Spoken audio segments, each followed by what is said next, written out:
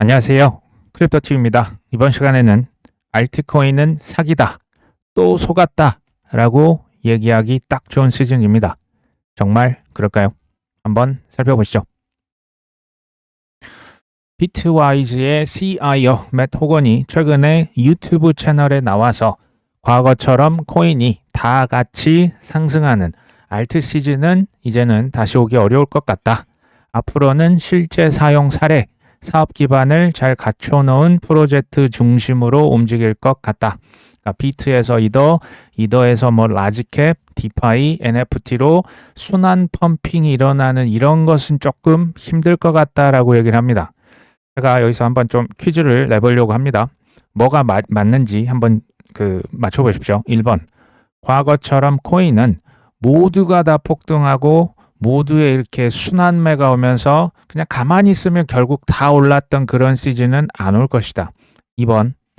코인이 선별적으로 폭등하는 시즌은 올 것이다. 뭐가 맞을까요?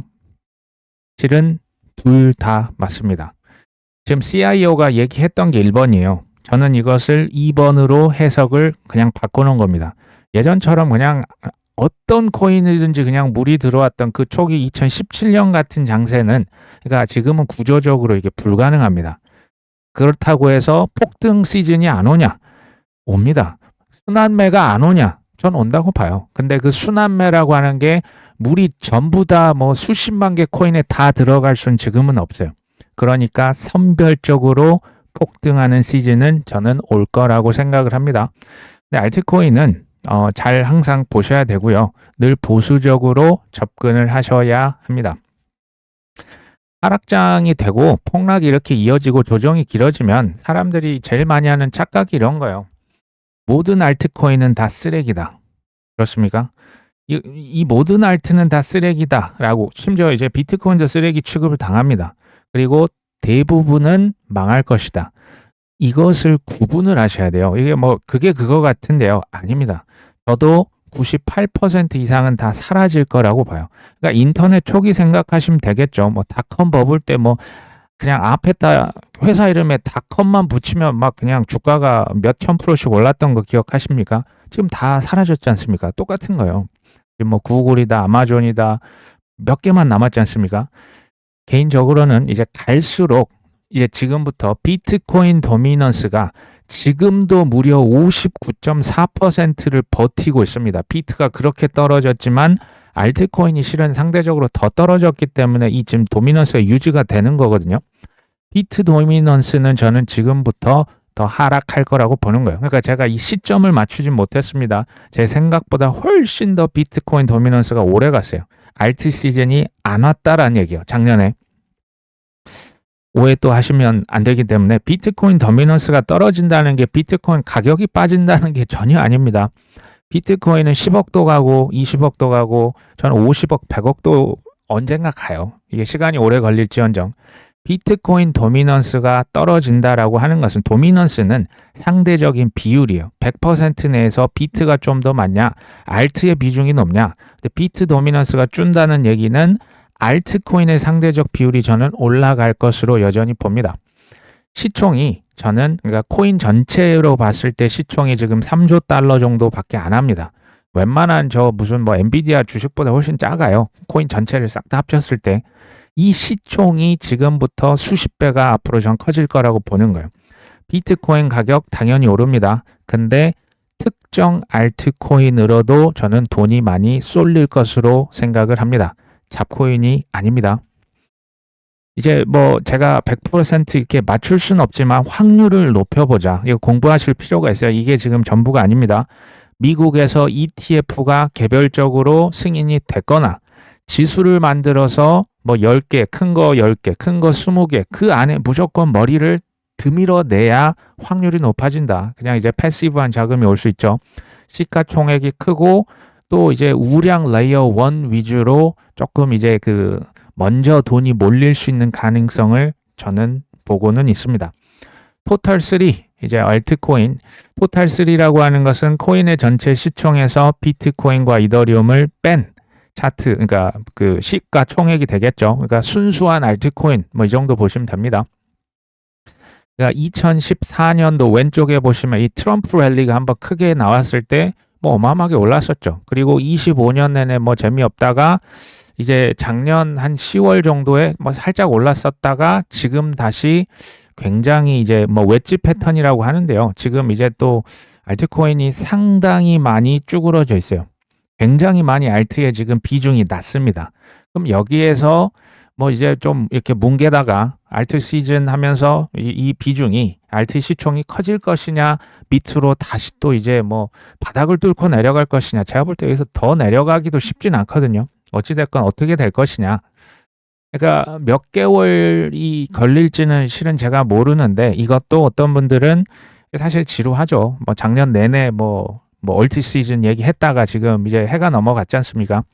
어떤 분들은 이 초저가 매집 기간이 이제는 한 달일지 두 달일지 5달일지 6달일지 이거는 사실은 누구도 전 알 수는 없다라고 봅니다. 근데 몇 달 안 남았다.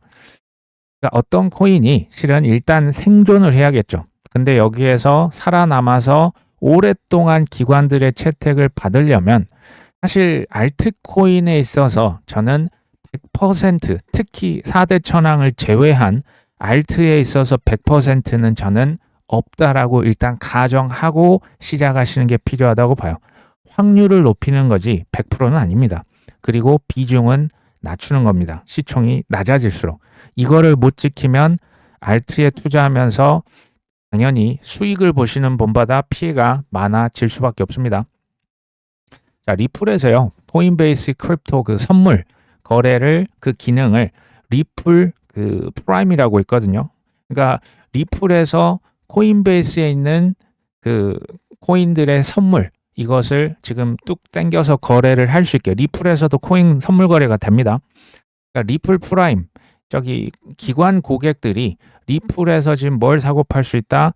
비트코인, 이더리움, 솔라나, XRP 선물을 지금 다 거래를 할 수 있어요.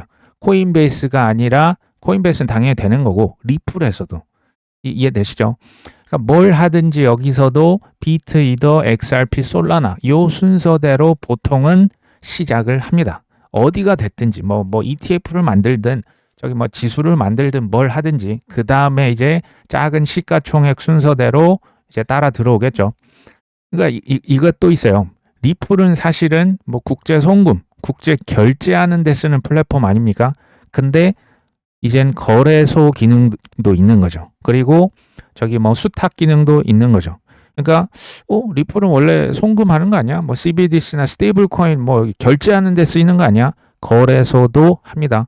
자, 코인베이스는 원래 거래소죠. 근데 코인베이스와 서클이 파트너십 맺고 USDC를 통해서 이거 가지고 자꾸 뭐 대출하고 은행처럼 지금 하려고 하다가 그 시장 구조법에서 JP 모건이랑 지금 어떻게 보면 맞짱을 그 대결을 하고 있는 구도죠. 그러니까 스테이블 코인으로 할 수 있는 이자를 주겠다, 뭐 대출을 하겠다, 뭐 담보 대출을 해주겠다, 송금, 환전, 결제. 코인베이스가 지금 뭐 하려고 하는 겁니까? 은행이 하는 거 지금 다 하려고 지금 하고 있는 거죠. AI와 크립토라고 하는 것은 정말 이게 혁명이에요. 혁명이라고 하는 것은 사실은 기존의 산업 플레이어들, 그러니까 좀 그 중개인들을 싹 다 사실은 없애버리는 효과가 있는 거예요. 그래서 지금 이해관계가 첨예하게 나뉘는 거죠. 지금 실직도 우려가 되고 각 산업 간 경계가 지금 다 무너져 버리고 있는 거예요. 뭐 은행은 은행, 거래소는 거래소, 중개인은 중개인의 역할이 지금 하나로 싹 다 합쳐져 버리는 거죠. 이게 그러니까 초양극화 현상이 앞으로 더 가속화되는 거예요. 일론 머스크 말 너무 이렇게 믿으시면 안 됩니다. 뭐 기본 고소득을 줘서 우리가 다 유토피아에 살겠다.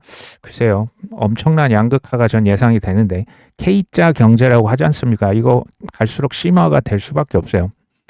그렇게 치면 투자하는 데 있어서 가장 중요한 것은 웬만하면 제일 좋은 그러니까 아파트를 사셔도 제일 좋은 입지의 대장주의 로얄동의 로얄층을 사세요.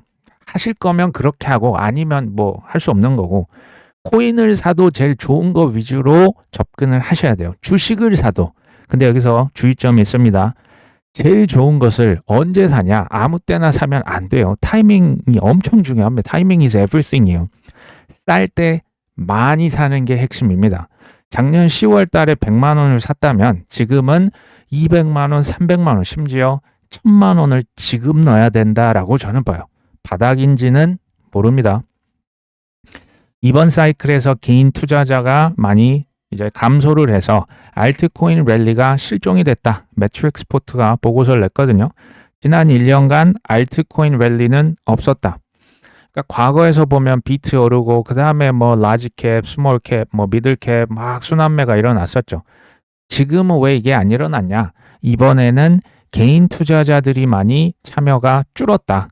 그리고 주요 프로젝트, 뭐 DAT 기업이라고 하는 회사들, 막 코인을 샀다가 지금 뭐 폭락하니까 다 던져버렸던 거예요. 그렇죠? 그 다음에 초기 투자자, 뭐 고래 투자자들도 뭐 지금 알트만 던진 게 아니고 비트도 10만 달러 부근에서 어마어마하게 던졌거든요. 그거 지금 손바뀜이 많이 일어난 겁니다. 지속적으로 코인이 이제 시장에 언락돼요. 그러니까 풀립니다. 공급량이 폭탄이 나와주니까 이거는 뭐 갑자기 공급량이 너무 많아 수요는 지금 없는데 이러니까 조금 오를라 치면 떨어지고 오를라 치면 떨어지고 구조적으로 제한이 되는 요인으로 작용을 했던 거죠. 그리고 아시다시피 지금 미국의 유동성이 굉장히 안 좋아요. 이제 금리도 이제 더 낮췄어야 되는데 뭐 물가도 어쩌고 해서 지금 안 내리고 있습니다.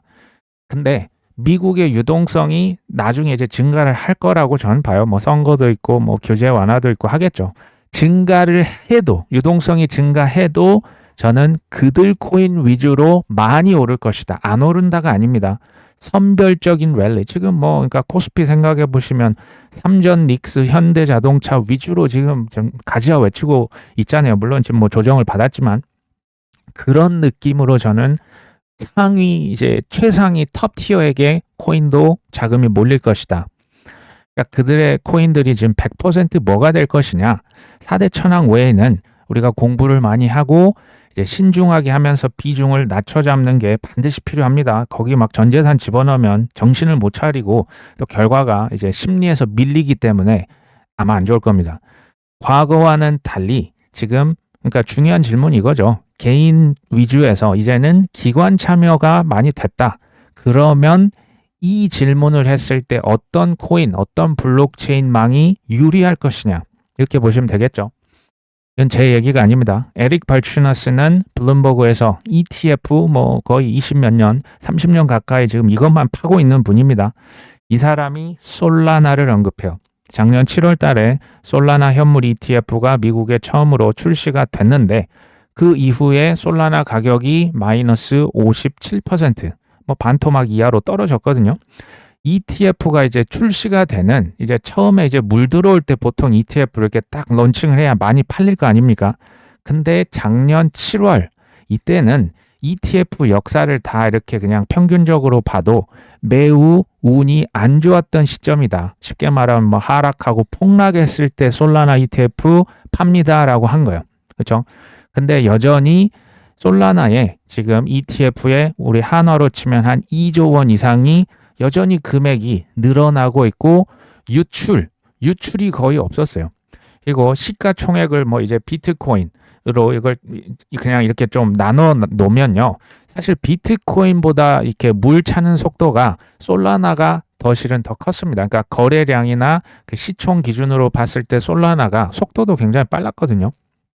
근데 이 중에서 한 절반은 기관 투자자였다라고 밝힙니다. 우리가 이걸 어떻게 하냐면요. SEC의 13F라고 하는 이제 뭐 1억 달러 이상을 그렇게 뭐 자산을 가진 기관들은 신고를 하게 돼 있어요. 그러니까 솔라나 ETF를 갖고 있다고 절반이 신고를 한 겁니다. 이거 좀 놀라운데라고 에릭 발추너스가 지금 얘기를 하고 있는 겁니다. 그러니까 알트코인이 일단 생존을 하려면요. 좋든 싫든 ETF가 있냐 없냐는 전 천지차이라고 계속 얘기를 드렸고요. 기관들이 이 이제 망을 이 기술을 써주냐 안 써주냐 이거 이제 뭐 가능성으로 가시면 안 돼요. 무조건 써주는 애들끼리 경쟁을 하는 거예요. 그 다음에 우량 레이어 1에 좀 더 자금이 우선적으로 몰릴 확률이 있고 시총이 클수록 뭐 바이낸스 코인도 우량 레이어 1이죠. 큰 시총이죠. 그 다음에 아니면 이제 각 섹터별로 대장주 요런 조건들은 무조건 갖춰줘야만 합니다. 그래야 경쟁이 된다라고 보시면 돼요. 그리고 고속도로에 제가 비유를 했죠. 블록체인. 그러면 고속도로에 다니는 자동차 통행량 있죠. 이게 토큰인 거예요. 그러면 이 레이어 1, 레이어 2에서는 본인의 고속도로에 최대한 차량을 많이 끌어올수록 생존 확률이 당연히 높아질 수밖에 없는 겁니다. 그것을 그냥 토큰이라고 합니다. 토큰이 많아져야 돼요. 화폐가 됐건 뭐 스테이블 코인, CBDC, 뭐 자산 토큰화라고 하는데 주식 토큰화, 채권 토큰화, 뭐 MMF 펀드, 금이다, 은이다 이거 다 토큰화 시켜서 그 망 위에다가 많이 유치를 해야 돼요. 그게 생존 확률, 채택 확률이 높아진다. 심지어 AI 에이전트들이 사용하기 편하다. 이러면 채택의 확률이 앞으로 급속도로 늘어나겠죠. AI 관련해서는 제가 뭐 지난번에 한번 얘기를 드렸으니까 일단 넘어갑니다.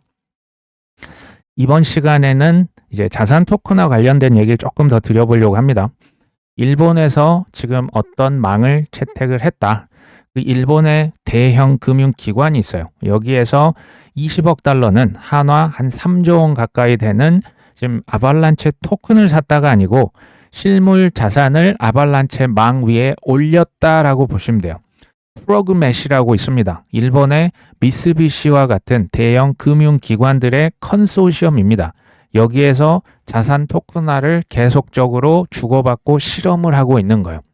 그러니까 스테이블 코인만 하는 곳이 아니고요. 저기 디지털 증권, 실물 자산 토큰화, 주로 이제 미국의 국채나 주식 같은 거, 뭐 일본에도 주식이 있으니까 그런 것들을 이제 서로 주고받고 이제 그 망 위에 올렸다가 이것저것 지금 실험 단계라고 보시면 되겠습니다. 이러한 채택, 이제 실험을 하고 있다라고 하는 것은 아무래도 나중에 쓸 확률이 높긴 하지만 아직도 100%는 아니에요. 뭐 실험을 어쨌든 많이 하고 있을수록 뭐 나쁘진 않은 거겠죠. 이것을 너무 절대적으로 보시면 안 돼요. 장단점이 실은 다 다릅니다. 체인별로 비슷해 보이지만 다 달라요. 그럼 왜 아발란체를 썼냐? 여기 보시면 서브넷이라고 하는 게 있어요. 서브넷은 뭐냐면 이제 내가 나는 금융기관인데 일반 무슨 대기업이랑 달라. 나는 더 보수적이고 여기 보시면 foreign finality는 하나의 거래를 처음부터 끝까지 하는데 1초에서 2초면 끝난다라는 거예요. 굉장히 빠른 거고요. 퍼미션드 환경 구축이 가능하다. 이제 퍼미션드는 이제 프라이빗 체인처럼 만들 수도 있고 퍼블릭 체인처럼 만들 수도 있고 그 다음에 서브넷은 이것은 커스터마이제이션, 약간 맞춤형, 내 수요. 나는 예를 들면 뭐 이거를 송금을 했다가 다시 이게 잘못되면 그대로 되돌려받는 환불 기능을 추가할 거야. 이런 것들을 아발란체 안에 특화시켜서 내 맘대로 집어넣을 수가 있어요. 금융기관들이 쓰기에는 나쁘지 않은 거예요. 그래서 시티, JP모건, 뭐 아폴로 위스덤 트리 같은 곳이 아발란체 위에서 자산 토큰화를 실제로 실험을 많이 했습니다. 중장기적으로 보면 이런 것이 당연히 긍정적인 이유가 됩니다. 지금 뭐 당장 뭐 다음 달, 다다음 달이 아닙니다. 왜?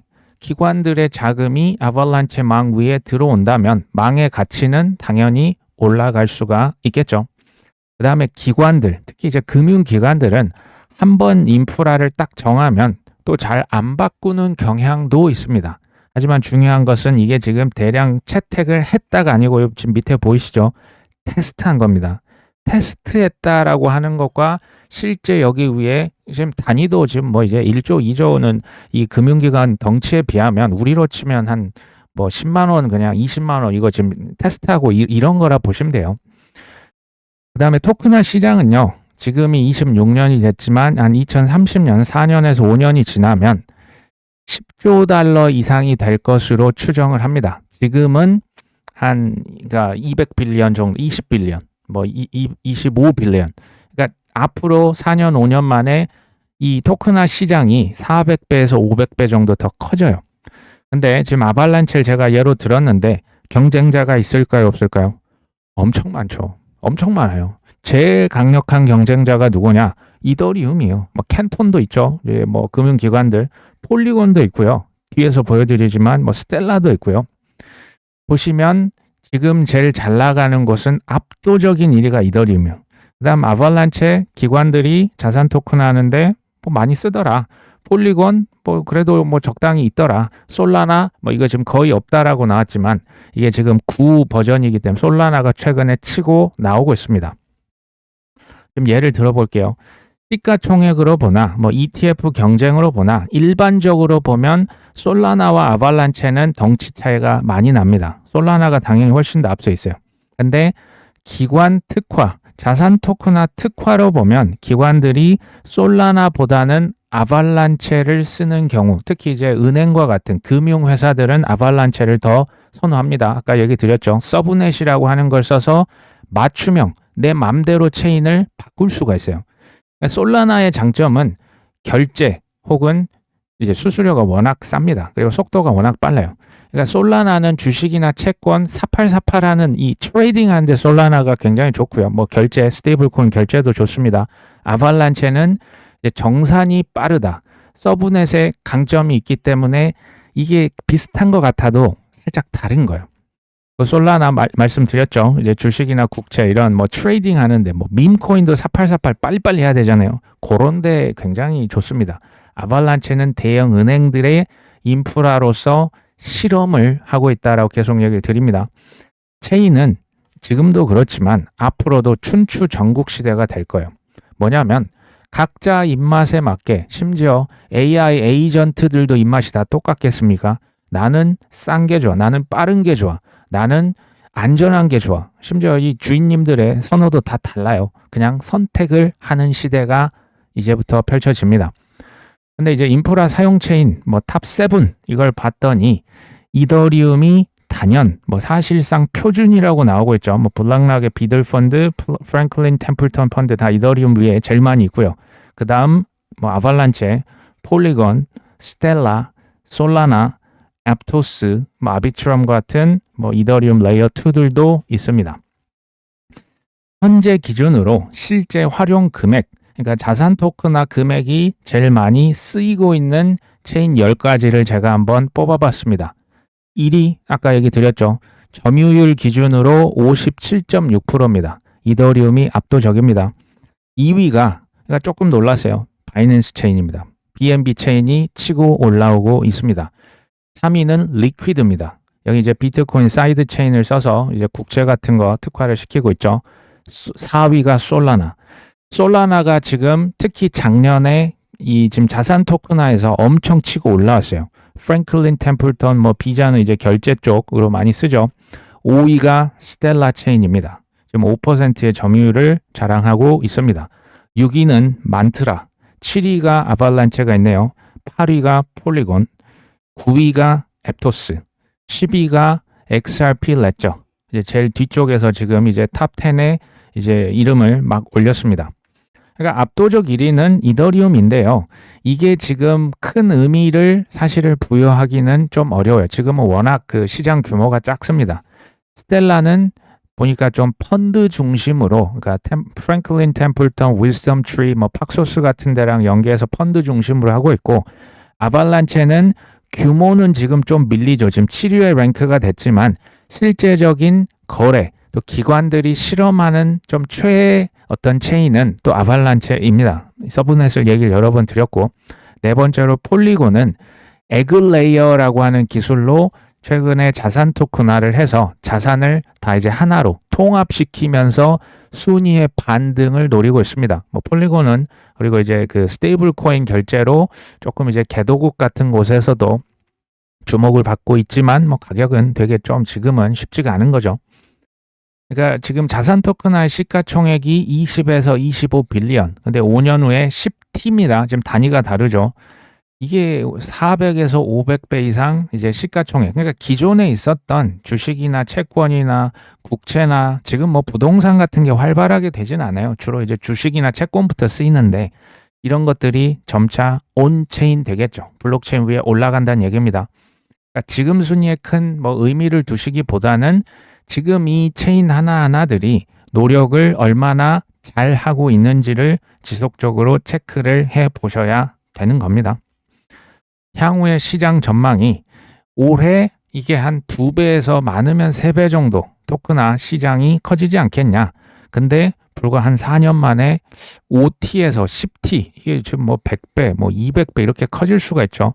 뒤로 갈수록 이제 대량 채택이 일어날 것이다 라고 보고 있는 거예요. 지금 이제 여러 금융기관들은 인프라, 경쟁, 그러니까 선점하려고 하는 거죠. 자산운용사, 은행, 지금 따지면 안 됩니다. 뭐 리플이다, 코인베이스다. 그냥 그 물량을 다 지금 가져와서 선점을 해야 된다. 자산 토큰화가 이제 폭등을 하기 전에는 먼저 각을 먼저 잡고 우리가 가서 바보처럼 앉아 있는 거죠. 자산 토큰화 아까 뭐 나는 뭐 솔라나다, 나는 이더리움이다. 먼저 그냥 가서 앉아 있는 거겠죠. 왜냐하면 우리가 타이밍을 맞추기가 어려워요. 바닥을 맞추기도 어렵지만 꼭지 잡긴 더 힘들죠. 그리고 내가 바닥이라고 알아도요. 그때 돈이 있습니까? 단번에 그리고 수량을 늘린다라고 하는 게 실은 쉽지가 않은 거예요. 그래서 투자를 조금 이렇게 단기 위주로 가려고 하시면 이게 참 쉽진 않다라고 보여져요. 이게 되면 좋겠지만 이거 비트가 됐건 알트코인이 됐건 지난 10월 달에 포모를 느끼셨다면 지금은 그거의 2배, 3배 훨씬 더 큰 포모를 느껴야 저는 이길 수 있는 확률이 올라갈 것이다. 생각보다 굉장히 지루하고 힘든 장이고 참 난이도도 굉장히 높다라고 하는 생각을 저도 뭐 이제 10년 넘게 하고 있습니다. 스테이블 코인 시총이 지금 사상 최대다. 스테이블 코인이 이제 시가총액이 커졌다라는 얘기는 뭘 뜻하냐? 크립토 시장의 현금이거든요. 이게 쌓여 있다라고 하는 것은 시장에 대기하고 있는 자금이 많다. 사실은 가장 직접적인 수혜를 입을 수 있는 코인 딱 하나를 꼽아라. 그래도 이더리움이요. 왜? 스테이블 코인이 제일 많이 올라가 있는 망이 이더리움. 디파이가 제일 많이 이더리움 위에서 구동이 됩니다. 자산 토큰화도 이더리움. 그렇죠. 기관들의 채택도 이더리움이요. 그러니까 이게 이제 뭐 지금 제가 뭐 이렇게 조작하는 게 아니고 이거 다 팩트입니다. 그러니까 스테이블 코인이 이게 이제 시장의 상승을 유동성 증가를 해서 코인의 상승이 이루어지면 이더리움이 오를 것이다. 오를 수밖에 없다죠. 정확히는. 근데 시총이 큽니다. 뭐 이제 상승을 제일 많이 한다라고 보기는 어려운 코인이 이더리움이죠. 그 다음에 이제 가장 빠르게 반응할 수 있는 체인은 뭐냐? 솔라나. 왜냐하면 유동성으로 사람들이 이제 거래소, 트레이딩, 뭐 밈코인, 결제하는 바로 빨리빨리 쓸 수 있는 게 지금 솔라나이기 때문에 솔라나망으로 자금이 유입될 수 있다. 세 번째는 이제 이건 조금 이제 잊혀지기 쉬울 수 있는 체인 중에 하나인데 이건 체인이라기 하기보다는 그 이제 오라클 기능이 있는 체인링크가 있어요. 스테이블 코인이 되든 뭐 이제 자산 토큰화를 하든지 당연히 필수적으로 필요한 서비스가 바로 가격 정보, 그다음에 자산 토큰화 데이터를 이렇게 공급할 수 있는 거. 이게 이제 오라클 기능이잖아요. 그리고 CCIP는 레이어 제로라고 해서 각 체인들끼리 연결을 시켜줄 수 있는 이거 뭐라고 할까요? 인터체인지 같은 역할을 하는 체인 링크가 반드시 필요합니다. 수요가 늘어날 수 있다는 얘기입니다. 네 번째로는 레버리지가 크게 들어갈 수 있는 건 사실 또 디파이가 있어요. 이 크립토 자금으로 우리처럼 그냥 현물을 위주로 사는 경우도 있지만 또 이제 코인 투자 고인물들은 디파이 이걸로 이제 뭐 그 유니스왑 같은데 이렇게 하이퍼리퀴드 같은데 넣어서 이제 뭐 이렇게 레버리지 잔뜩 써서 뭐 선물도 하시고 뭐 옵션도 거래를 합니다. 에이브나 유니스왑이 디파이 쪽에서는 시가총액이 그나마 제일 큰 이제 두 가지의 프로젝트가 되겠습니다. 그러니까 시총이 커지면 돈이 들어오면 사람들이 디파이에서 대출도 그렇게 많이 받아요. 그러면서 이제 그 관련된 코인 거래량이 늘어날 수가 있습니다. 다만 이제 그러면 스테이블 코인 시총만 커지면 코인이 다 오를 수 있냐?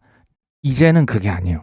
이게 이제 우물 안의 개구리예요. 뭐 스테이블 코인 그리고 이거 결제로도 실은 많이 쓰거든요. 이걸로 다 뭐 코인만 사고 팔거나 하진 않아요.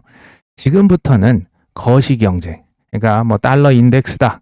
글로벌 유동성, 특히 미국 내 유동성 중요하거든요. 뭐 관세가 확정이 돼도 또 이제 뭐 전쟁까지 겹쳐서 이런 것들과 지금은 함께 가져야 훨씬 더 크게 날아갈 수가 있어요. 여기에 사실 입법까지도 같이 엮여 있는 거예요. 그러니까 지금 우리 코인러들끼리들만 뭐 고인물들끼리만 매매하면 이게 이제 상승을 하긴 당연히 어려운 거고 신규 자금이 들어와줘야 돼요. 우리 고인물들 말고. 그러려면 당연히 법이 통과가 되고 매크로나 유동성이 진짜로 개선이 돼줘야 돼요. 이제 뭐 가능성이 아니고 속임수 시장 조작 이제 할 만큼 했죠. 그러면 이제 진짜 상황이 바뀌어줘야 신규 기관들이 다시 크게 들어올 수가 있습니다. 알트코인에 대한 무관심이 오히려 알트 시즌의 신호탄일 수 있겠다. 이제 얼트 시즌, 이게 뭐 SNS 상에서 주간 언급량이 지난 2년 중 최저로 떨어졌다라고 합니다. 이게 재밌죠? 모두가 알트 시즌을 외칠 때, 작년 10월 달이 저도 생각이 나요. 이제 뭡니까? 그 불셈버 하고, 여기 뭡니까? 업토버 하고, 뭐 이런 거 있었잖아요. 알트 시즌을 다 외칠 때는 이 고점을 오히려 찍고 아무도 언급을 안 하고 있는 지금 같은 때는 고래들은 쭉 그냥 사더라. 작년 10월 대규모 강제 청산 이후에 도지코인은 이번 사이클 고점 대비 마이너스 75%, 정말 75% 할인 가격에 모시고 있습니다. 도지코인. 솔라나도 60% 할인 가격, 에이다도 70% 할인 가격. 공포 탐욕 지수는 지난 2월 달 공포와 극단적 공포 구간을 벗어나지 못하고 있고, 코인베이스 프리미엄도 40일 연속 마이너스를 기록하고, 알트만 그런 게 아니고 비트도 허덕허덕 하고 있습니다. 반면 이제 100개 이상의 비트코인을 들고 있는 주소는 지난 2월 말에 2만 개에 근접하면서 고래들이 저점 매수를 하고 있다라고 하는 것이 데이터로 지금 나오고 있습니다. 알트코인이 본격적으로 이제 반등을 하려면 국제 정세, 이제 전쟁 같은 거, 비트코인 가격 안정 이런 것들이 먼저 선행돼야겠지만 반등을 위한 심리적인 조건은 충분히 갖춰진 상태다. 제가 좀 장황하게 얘기를 드렸는데 한마디로 지금 안 사면 언제 사냐는 얘기를 드리고 있는 겁니다. 이건 제 얘기는 아니지만 투심이 이 정도로 안 좋을 때는 지나놓고 보면 껄 모먼트였습니다. 그때 좀 더 살 걸. 그때 내가 몇 개 더 살 걸. 더 아껴서 더 살 걸. 그런 시즌이라고 저는 보고 있습니다. 유명 학자 린 얼든, 이 사람이 무슨 학자인지는 모르겠는데 어쨌든 이제 향후 3년 동안은 비트코인이 저는 금시총을 제친다라고 잘못 봤는데요. 그게 아니고 가격 상승률은 하나만한 얘기를 하고 있죠. 가격 상승률 어떻게 비트를 따라가겠습니까? 지금까지는 금이 좋았죠. 지금 비트는 억울할 정도로 심리가 부정적이다. 하나만한 소리죠. 지금 그 은행위원회에서 그 시장구조법 마크업이 지금 3월 말까지 또 이제 타겟이 다시 나왔어요. 3월 말까지 이거 통과를 시키는 걸로 또 이제 추진을 하고 있습니다. 위에서 지금 압력을 엄청 가하고 있죠. 그리고 블랙락에서 이더리움 스테이킹 ETF를 신청을 해놨어요. 그러니까 ETF 지금 이더리움 있는데 여기에 스테이킹 이자 주는 거 지금 추가한 겁니다. 요거의 데드라인, 최종 데드라인이 올해 4월 6일입니다. 그러면 4월 6일까지 지금 이더리움 스테이킹 ETF가 승인될 확률은 99.8%입니다. 블랙락이 신청하면 된다 안 된다? 한 번 576건 중에 딱 하나 안 됐었는데 저는 이걸 된다라고 보고 있고요.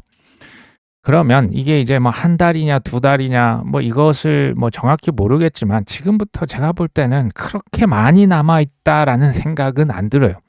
그러니까 지금부터 몇 달은 숙제가 완료가 되셨는데 지금 현금이 꾸준히 창출을 시킬 수 있다. 제가 볼 때 이분들은 정말 베스트입니다.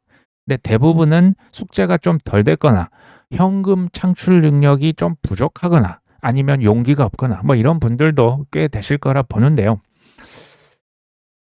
지금부터라도 숙제를 완료를 하셔야 되고 현금 창출 이거는 제가 할 수 있는 최선을 다하는 수밖에 전 없다라고 보고 있습니다. 덧붙여서 이제 마지막에 AI 에이전트가 지금 가장 선호하는 자산 또는 선호하는 결제 수단이 뭐냐 이것을 이제 자기들끼리 투표를 했다라고 합니다. AI 에이전트 역시도 비트코인을 가장 많이 꼽았어요. 가치 저장의 수단은 단연 비트코인. 그 다음에 결제할 때는 은행 계좌는 8.9%밖에 안 되는데 스테이블 코인이 33%가 넘어가는 거죠. 크립토는 4.2%밖에 안 됐고요. 이제 토큰화 자산 같은 경우도 1%밖에 안 됐습니다. 그러니까 이걸만 봐도요. 비트코인으로 싹 다 몰리는 거죠. 스테이블 코인 거의 그것만 쓰는 거예요. 지금 뱅크머니, 은행 계좌로 별로 AI 에이전트들이 지금 선호하고 있지가 않습니다. 핵심은 제가 알트코인 많이 얘기 드렸지만 조금이라도 쌀 때 1억 언저리에서 비트코인 5만 원, 10만 원이라도 사놓고 오래 묵히자. 지금 이 가격에 모시는 이 순간이 언제까지 갈지 전 잘 모르겠어요. 그리고 이제 우리가 이제 마라톤, 코인이 처음에 뭐 단거리 스프린트인지 알고 보통 오세요. 한 100m 생각하다가 좀 더 가네. 200m 좀 더 가네. 400m 했어. 근데 나중에 보니까 10km가 되네. 5km가 되고 10km가 넘어가면 이제 거기서 이제 대부분 탈진하거든요. 그거 이제 별 생각 안 하시고 이제 슬리퍼 신고 추리닝 그냥 찍찍 끌고 오셨다가 이거 아니네. 이게 지금 뭐 나는 딱 6개월 보고 들어왔는데 1년이 되고 2년이 되고 3년이 되니까 그러신 분들 전 꽤 있다고 봐요. 근데 이왕 지금 여기까지 오셨다면 저는 일단 완주를 해보자. 이게 꼭 뭐 저기 10배, 20배, 30배, 50배 이러면 좋겠지만 지금 여기까지 오셨다면 일단 끝까지 달려보시는 게 저는 좋을 것 같다는 생각이 듭니다. 제가 주요 지표들을 뭐 나중에 물이 들어오고 하면 얘기를 드릴 거예요.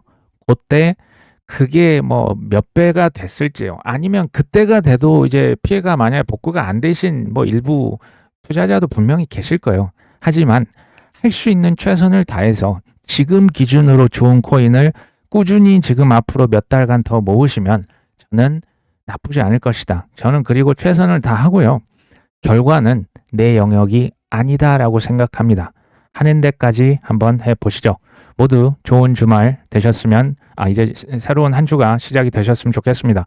오늘 방송 여기까지 합니다. 끝까지 시청해 주셔서 감사합니다.